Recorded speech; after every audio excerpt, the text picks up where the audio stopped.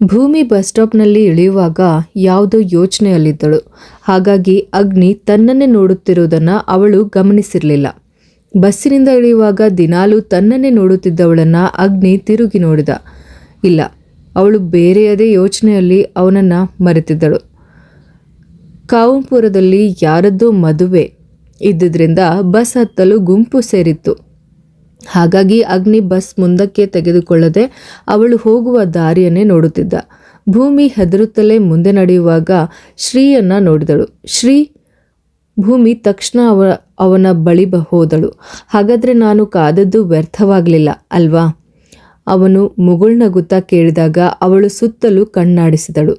ಜೀವನ್ ಮತ್ತೆ ಬರುತ್ತಾನೇನೋ ಎಂಬ ಭಯ ಅವಳಲ್ಲಿತ್ತು. ಹತ್ತು, ನಾನು ಡ್ರಾಪ್ ಮಾಡ್ತೀನಿ, ಶ್ರೀ ಹೇಳಿದ ತಕ್ಷಣ ಅವಳು ಎರಡನೇ ಬಾರಿ ಯೋಚಿಸದೆ ಬೈಕ್ ಹತ್ತಿ ಕುಳಿತಳು. ಶ್ರೀಯ ಮುಖ ಅರಳಿದಾಗ ಅಲ್ಲಿ ಬಸ್ಸಿನಲ್ಲಿ ಕುಳಿತಿದ್ದ ಅಗ್ನಿಯ ಮುಖ ಬಿಗಿಯಾಯಿತು. ತನ್ನವಳಲ್ಲದವಳಿಗಾಗಿ ತನ್ನ ಮನಸ್ಸು ಚಡಪಡಿಸುತ್ತಿರುವುದು ಅವನಿಗೆ ಅರಿವಾಗಿರಲಿಲ್ಲ. ಈ ಕೆಲವೇ ದಿನಗಳಲ್ಲಿ ಭೂಮಿ ತನ್ನವಳೆ ಎಂದು ಹೃದಯ ಹೇಳುತ್ತಿದ್ದರೆ ಬುದ್ಧಿ ಅದನ್ನು ಒಪ್ಪಿಕೊಳ್ಳಲು ಸಿದ್ಧವಿಲ್ಲದೆ ಅವಳ ತಲೆ ತೀಕ್ಷ್ಣ ನೋಟವನ್ನು ಬೀರುತ್ತಿತ್ತು. ಸ್ವಲ್ಪ ಹೊತ್ತಿನಲ್ಲೇ ಆ ಬೈಕ್ ತನ್ನ ಕಣ್ಮರೆಯಾದಾಗ ಅಗ್ನಿ ಅವರನ್ನೇ ನೋಡುತ್ತಾ ಬಸ್ ಮುಂದಕ್ಕೆ ತೆಗೆದುಕೊಂಡ. ಬೈಕಿನಲ್ಲಿ ಹೋಗುವಾಗ ಶ್ರೀ ಸುಮ್ಮನೆ ಅವಳ ಬಳಿ ಹೇಳಿದ, ನಾನು ನಿಮ್ಮ ಅಪ್ಪನನ್ನು ನೋಡಲು ಹೋಗ್ತಾ ಇದ್ದೀನಿ. ಏನೇ ಆದರೂ ಅವರ ಬಳಿ ನಿನ್ನ ಮದುವೆ ಬಗ್ಗೆ ಒಂದು ಮಾತು ಹೇಳಬೇಕಲ್ವಾ? ಅಮ್ಮ ಒಮ್ಮೆ ಯೋಚಿಸಬೇಕು ಅಂತ ಹೇಳಿದ್ರು, ಅದಕ್ಕೆ ಹೊರಟೆವು. ಆದರೆ ಅದೆಲ್ಲ ಸಂಪ್ರದಾಯದಂತೆ ನಡೆಯುತ್ತೆ. ನನಗೆ ಬೇಕಾಗಿರೋದು ನನ್ನ ಭೂಮಿಯ ಉತ್ತರ. ಅದು ಕೇಳಿದಾಗ ಮಾತ್ರ ನನ್ನ ಮನಸ್ಸಿಗೆ ತಂಪು. ಮುಂದಿನ ಕನ್ನಡಿಯಲ್ಲಿ ಕಣ್ಣು ಮಿಟುಕಿಸಿ ನಗುತ್ತಾ ಹೇಳಿದವನನ್ನು ಅವಳು ಆಶ್ಚರ್ಯದಿಂದ ನೋಡಿದಳು. ಭೂಮಿ ಏನೂ ಹೇಳಲಿಲ್ಲ. ನನಗೆ ಏನೂ ಗೊತ್ತಿಲ್ಲ, ಇನ್ನೂ ಸಮಯ ಇದೆಯಲ್ಲ ಶ್ರೀ, ಮುಖ ತಗ್ಗಿಸಿ ಹೇಳಿದವಳನ್ನು ಶ್ರೀ ಸಣ್ಣ ನಗುವಿನಿಂದ ನೋಡಿದ. ತನ್ನವಳು ವರ್ಷಗಳ ದೀರ್ಘವಾದ ತನ್ನ ಪ್ರೇಮ, ಅವಳಿಗಾಗಿ ಹೆಣೆದ ಕನಸುಗಳು ನೆನಪಿಸಿಕೊಳ್ಳುತ್ತಲೇ ಅವನ ತುಟಿಯಲ್ಲಿ ಸುಂದರವಾದ ಮುಗುಳ್ನಗೆ ಅರಳಿತು. ಅವಳನ್ನು ಮನೆಗೆ ಬಿಟ್ಟು ಅಲ್ಲಿ ಒಳಗೆ ಹೋಗದೆ ಶ್ರೀ ನೇರವಾಗಿ ಭೂಮಿಯ ಅಪ್ಪ ವಾಸವಿರುವ ಮನೆಗೆ ಹೋದ. ರಾಜಿತಾ ಅವನಿಗಾಗಿಯೇ ಆ ಮನೆಯ ಜಗುಲಿಯಲ್ಲಿ ಕಾಯುತ್ತಾ ಕುಳಿತಿದ್ದಳು. ಅವನನ್ನು ನೋಡಿದೊಡನೆ ಅವರ ಮುಖದಲ್ಲಿ ನಿರಾಳತೆ ಮೂಡಿತು. ಈಗ ಬರ್ತೀನಿ ಅಂತ ಹೇಳಿ ಎಲ್ಲಿಗೆ ಹೋಗಿದ್ದೆ ಶ್ರೀ? ನಾನಿಲ್ಲಿ ಹೆದರಿಕೊಂಡು ಕೂತಿದ್ದೆ. ಕುರ್ಚಿಯಿಂದ ಎದ್ದು ಅವನ ಕೆನ್ನೆ ಸವರಿ ಹೇಳಿದಾಗ ಅವನು ಕಣ್ಣು ಮಿಟುಕಿಸಿದ. ನಾನು ಅಮ್ಮನ ಭಾವಿ ಸೊಸೆಯನ್ನ ಕರೆದುಕೊಂಡು ಬರಲು ಹೋಗಿದ್ದೆ. ಅವನು ರಾಜಿತಾಳ ಕೆನ್ನೆ ಜಗ್ಗಿ ಹೇಳಿದಾಗ ಅವರ ಮುಖದಲ್ಲಿ ಆಶ್ಚರ್ಯ ಮೂಡಿತು. ನಿಜಾನಾ? ನೀನು ಅವಳನ್ನು ಬಿಟ್ಟು ಬಂದ್ಯಾ? ಅವಳು ನಿನ್ನ ಜೊತೆ ಬಂದ್ಲಾ? ಅವರು ಆಶ್ಚರ್ಯದಿಂದ ಕೇಳಿದಾಗ ಅವನು ಮನಸಾರೆ ನಕ್ಕ. ಅವಳನ್ನು ಬೈಕ್ನಲ್ಲೇ ಮನೆಗೆ ಬಿಟ್ಟೆ. ಏನಾದರೂ ಅಂದ್ಕೊಳ್ತಾಳೋ ಅಂತ ಭಯ ಇತ್ತು. ಆದರೆ ನನ್ನ ಹುಡುಗಿ ನಾನು ಹೇಳಿದ ದಾರಿಯಲ್ಲಿ ಬೈಕ್ ಹತ್ತಿ ಕುಳಿತಳು. ಅವನು ಅಮ್ಮನ ಹೆಗಲ ಮೇಲೆ ಕೈ ಹಾಕಿ ಹೇಳುವಾಗಲೇ ರಾಜೇಂದ್ರರು ಒಳಗಿನಿಂದ ಬಂದರು. ಹಾಂ ಅಣ್ಣ, ಇವನು ಬಂದ ಮೇಲೆ ವಿಚಾರ ಮಾತಾಡೋಣ ಅಂತ ಕಾಯ್ತಾ ಇದ್ದೆ. ನಾನು ಇವನ ಮದುವೆ ಬೇಗನೆ ಮಾಡಬೇಕು ಅಂತ ಅಂದ್ಕೊಳ್ತಾ ಇದ್ದೀನಿ. ಯಾಕೆ ಇಷ್ಟು ಅವಸರ? ಹುಡುಗಿ ಸಿಕ್ಕಿದ್ಲಾ? ರಾಜೇಂದ್ರರು ಅನುಮಾನದಿಂದಲೇ ಕೇಳಿದರು. ಹಾಂ, ಸಿಕ್ಕಿದಾಳೆ. ಹುಡುಗಿಯನ್ನು ಹುಡುಕಿಕೊಂಡು ಹೊರಗೆ ಹೋಗಬೇಕಂತ ಇಲ್ಲ. ಹುಡುಗಿ ನಮ್ಮ ಕುಟುಂಬದಲ್ಲೇ ಇದ್ದಾಳಲ್ಲ. ಸಂಬಂಧಗಳಲ್ಲಿ ಹುಡುಗಿ ಇರುವಾಗ ಹೊರಗೆ ಹುಡುಕೋದು ಸರಿಯಲ್ಲ. ಅವಳನ್ನು ಇವನು ಇಷ್ಟಪಟ್ಟಿದ್ದಾನೆ. ನಿಮ್ಮ ಒಪ್ಪಿಗೆ ಮಾತ್ರ ಬೇಕು. ನಿಮ್ಮ ಮಗಳನ್ನು ನಮ್ಮ ಮಗನಿಗೆ ಮದುವೆ ಮಾಡಿಕೊಡಲು ನಿಮ್ಮದೇನಾದರೂ ಅಭ್ಯಂತರವಿದೆನಾ? ರಾಜೇಂದ್ರರ ಕಣ್ಣುಗಳು ಅರಳಿದವು. ಆರ್ಥಿಕವಾಗಿ ಶ್ರೀ ಚೆನ್ನಾಗಿದ್ದಾನೆ. ಅವನಿಗಾಗಿ ರಾಜಿತಾ ಶಿಖಾಳನ್ನು ಕೇಳುತ್ತಿದ್ದಾಳೆಂದು ಅವರು ಕನಸಿನಲ್ಲೂ ಎಣಿಸಿರಲಿಲ್ಲ. ಅಭ್ಯಂತರವೇ. ಶಿಖಾಳನ್ನು ಶ್ರೀಗೆ ಕೊಡಲು ನಮಗೆ 100 ಬಾರಿ ಒಪ್ಪಿಗೆ ಇದೆ ರಾಜಿ. ಅಲ್ಲಿಗೆ ಓಡಿ ಬಂದ ಶೀಜಾ ಹೇಳಿದನ್ನು ಕೇಳಿ ರಾಜಿತಾ ಮತ್ತು ಶ್ರೀ ಮುಖಾಮುಖಿ ನೋಡಿಕೊಂಡರು. ಯಾಕೆ ಇಬ್ರು ಹೀಗೆ ನಿಂತಿದ್ದೀರಾ? ಶಿಖಾಳಿಗೂ ಒಪ್ಪಿಗೆ ಇದೆ. ಅವಳ ಮುಖದಲ್ಲಿರುವ ಸಂತೋಷ ನೋಡಿ. ಶೀಜಾ ಮತ್ತೆ ಹೇಳಿದನ್ನು ಕೇಳಿ ಸುಮ್ಮನಿದ್ದರೆ ಸಮಸ್ಯೆ ದೊಡ್ಡದಾಗುತ್ತದೆಂದು ಶ್ರೀ ಮಧ್ಯಪ್ರವೇಶಿಸಿದ. ಅತ್ತೆ, ಏನು ಹೇಳ್ತಿದ್ದೀರಾ? ನಾನು ಭೂಮಿಯನ್ನು ಮದುವೆಯಾಗಲು ಇಷ್ಟಪಡ್ತಾ ಇದ್ದೀನಿ ಅಂತ ಅಮ್ಮ ಹೇಳಿದ್ದು ಶಿಖಾಳನ್ನಲ್ಲ. ಅವಳು ನನಗೆ ತಂಗಿ ಥರ. ಅವನು ಹೇಳಿದ್ದನ್ನು ಕೇಳಿ ಶೀಜಾಳ ಮುಖ ಬಿಳುಚಿಕೊಂಡಿತು. ಅದು ಮಗನೇ, ಪ್ಲೀಸ್ ಅತ್ತೆ, ನನಗೆ ಭೂಮಿ ಅಂದರೆ ಇಷ್ಟ. ಅದಕ್ಕೆ ವರ್ಷಗಳ ಹಳೆಯ ನಂಟಿದೆ. ನಾನು ಅವಳನ್ನೇ ಮದುವೆಯಾಗುತ್ತೇನೆ ಎಂಬ ವಿಷಯವನ್ನು ಅಮ್ಮ ನಿಮ್ಮಲ್ಲಿ ಹೇಳಿದ್ದು. ಅವಳಿಗೆ ಯಾವ ಅಭ್ಯಂತರನೂ ಇಲ್ಲ. ಆದರೂ ಅಪ್ಪನ ಸ್ಥಾನದಲ್ಲಿರುವ ಮಾವನ ಬಳಿ ಒಪ್ಪಿಗೆ ಕೇಳೋಣ ಅಂತ ಇಲ್ಲಿಗೆ ಬಂದೆ ಅಷ್ಟೆ. ಅವನು ಸಣ್ಣ ನಗುವಿನೊಂದಿಗೆ ಹೇಳಿದಾಗ ಶಿಖಾಳ ಕಣ್ಣುಗಳು ಕೆಂಪಾದವು. ಭೂಮಿಯ ಮದುವೆಯನ್ನ ನಾನು ಬೇರೊಬ್ಬನ ಜೊತೆ ಈಗಾಗಲೇ ನಿಶ್ಚಯ ಮಾಡಿದ್ದೀನಿ. ಹಾಗಾಗಿ ಅವಳ ಬಗ್ಗೆ ನೀನು ಯೋಚಿಸಬೇಡ. ಹಾಗೆ ನಿಮಗೆ ಇಷ್ಟವಾದ ಯಾವನೋ ಒಬ್ಬನನ್ನ ಹುಡುಕಿದ್ರೆ ಹೇಗೆ? ಅವಳ ಇಷ್ಟವನ್ನು ಕೇಳಬೇಕಲ್ವೇ? ಶ್ರೀ ನೇರವಾಗಿ ಕೇಳ್ದ. ಅವಳ ಇಷ್ಟ ನೋಡಿಕೊಂಡು ಮಾಡಿದ್ದಲ್ಲ, ಇದು ನನ್ನ ಇಷ್ಟ. ಹುಡುಗ ಬೆಸ್ಕಾಂನಲ್ಲಿ ಕೆಲಸ ಮಾಡ್ತಿದ್ದಾನೆ. ಒಂದು ನಯಾ ಪೈಸೆ ಕೇಳದೆ ಬಂದಿರುವ ಸಂಬಂಧವಿದು. ಅದೇ ನಡೆಯೋದು. 2 ದಿನದಲ್ಲಿ ಅವನ ಅಮ್ಮ ಅವಳನ್ನು ನೋಡೋದಕ್ಕೆ ಬರ್ತಾರೆ. ನಾನು ಅದನ್ನು ಖಚಿತಪಡಿಸಿದ್ದೇನೆ. ರಾಜೇಂದ್ರರು ಶ್ರೀಯ ನೋಡಿ ವ್ಯಂಗ್ಯವಾಗಿ ಹೇಳಿದಾಗ ಅವನ ಮುಖ ಕೋಪದಿಂದ ಬಿಗಿಯಾಯಿತು. ಅವಳ ಇಷ್ಟ ಮಾತ್ರ ನಡೆಯೋದು ಮಾವ. ಅವಳೊಂದು ದೂರು ಕೊಟ್ಟರೆ ಮುಗಿದು ಹೋಗುವ ಸಂಬಂಧ ಇದು. ಹಾಗಾಗಿ ನನ್ನನ್ನು ಹೆದರಿಸಲು ನೋಡಬೇಡಿ. ಬಾ ಅಮ್ಮ, ಇಲ್ಲಿ ಇದಕ್ಕಿಂತ ಹೆಚ್ಚೇನನ್ನು ನಾನು ನಿರೀಕ್ಷಿಸಿರಲಿಲ್ಲ. ನಾವಿನ್ನು ನಮ್ಮ ದಾರಿ ನೋಡ್ಕೊಳ್ಳೋಣ. ಅವನು ಹೇಳಿ ಹೊರಟಾಗ ರಾಜಿತಾ ರಾಜೇಂದ್ರರ ಬಳಿ ಬಂದರು. ಸ್ವಂತ ಮಗಳಾಗಿದ್ದರೂ ಆ ಹುಡುಗಿಗೆ ತೊಂದರೆ ಕೊಡುವುದನ್ನು ಇನ್ನಾದರೂ ನಿಲ್ಲಿಸಬಾರ್ದ ಅಣ್ಣ. ಅವಳು ಯಾವತ್ತಾದರೂ ಒಂದು ದಿನ ಸಂತೋಷವಾಗಿರ್ಬೇಕಲ್ವಾ? ನೀವೇನೋ ನಿಮ್ಮ ನಿರ್ಧಾರ ಮಾಡಿದ್ದೀರಾ, ಆದರೆ ನಾನೂ ಒಂದು ನಿರ್ಧಾರ ಮಾಡಿದ್ದೇನೆ. ಅವಳನ್ನು ನನ್ನ ಸೊಸೆಯಾಗಿ ನಾನೇ ಕರೆದುಕೊಂಡು ಹೋಗ್ತೀನಿ ಹೇಳಿ ರಾಜಿತಾ ಹೊರಟು ಹೋದಾಗ ಶಿಖಾಳನ್ನು ಅಪ್ಪಿಕೊಂಡ ಶೀಜಾ ಹಲ್ಲು ಕಡಿಯುತ್ತಾ ಅವರನ್ನು ನೋಡಿದಳು. ನನ್ನ ಮಗಳಿಗೆ ಸಿಗದ ಸಂತೋಷ ಅವಳಿಗೆ ಸಿಗಲು ಬಿಡಲ್ಲ. ನನಗೆ ಗೊತ್ತು ಏನು ಮಾಡಬೇಕು ಅಂತ. ನೀನು ಬೇಸರ ಮಾಡ್ಕೋಬೇಡ ಮಗಳೇ. ಶೀಜಾ ಶಿಖಾಳನ್ನು ಸಮಾಧಾನಪಡಿಸುತ್ತಾ ರಾಜೇಂದ್ರರತ್ತ ನೋಡಿದಳು. ಅಂದು ರಾತ್ರಿ ಅಗ್ನಿಗೆ ನಿದ್ರೆ ಬರಲಿಲ್ಲ.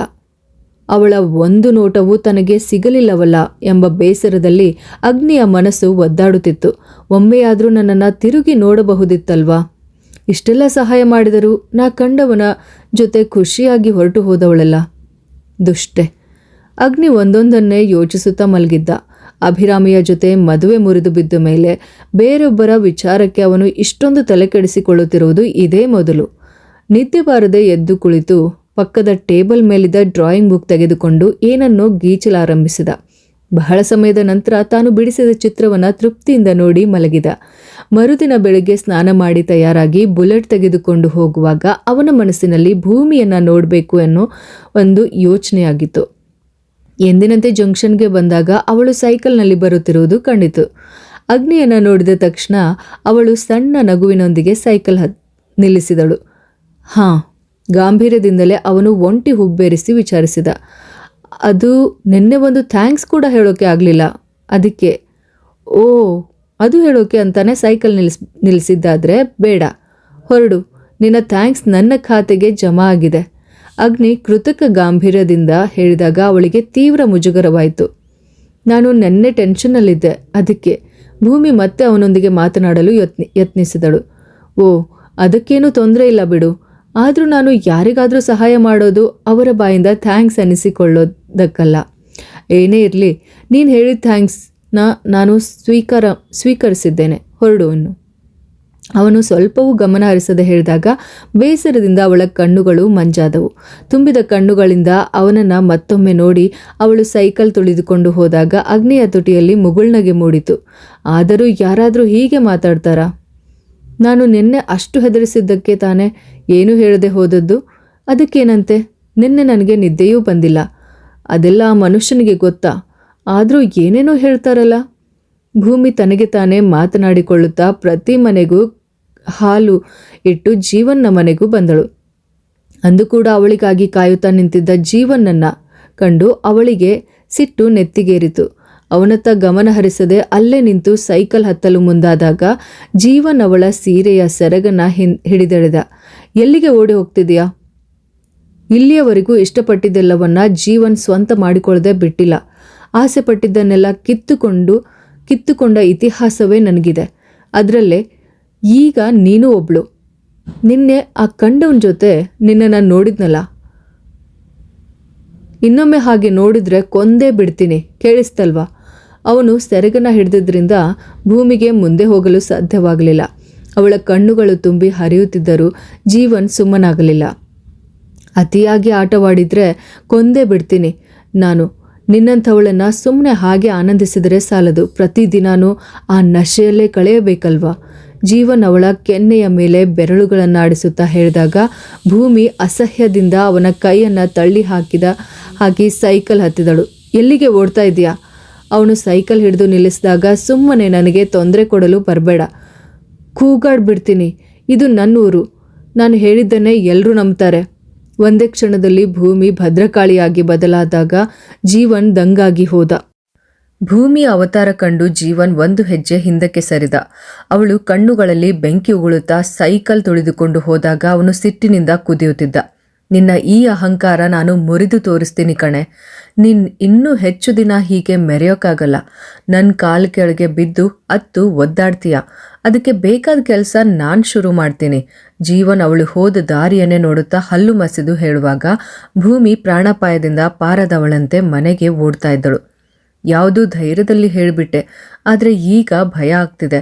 ಅವಳು ಗಡಗಡ ನಡುಗುತ್ತಲೇ ಸೈಕಲನ್ನು ಸೌದೆ ಕೊಟ್ಟಿಗೆಯಲ್ಲಿಟ್ಟು ಒಳಗೆ ಬಂದವಳೇ ಹಾಗೆ ಮಲಗಿರುವುದನ್ನು ಕಂಡು ನಾಣಿ ಅಜ್ಜಿ ಅವಳ ನೆತ್ತಿಯನ್ನು ಸವರಿ ಕರೆದರು.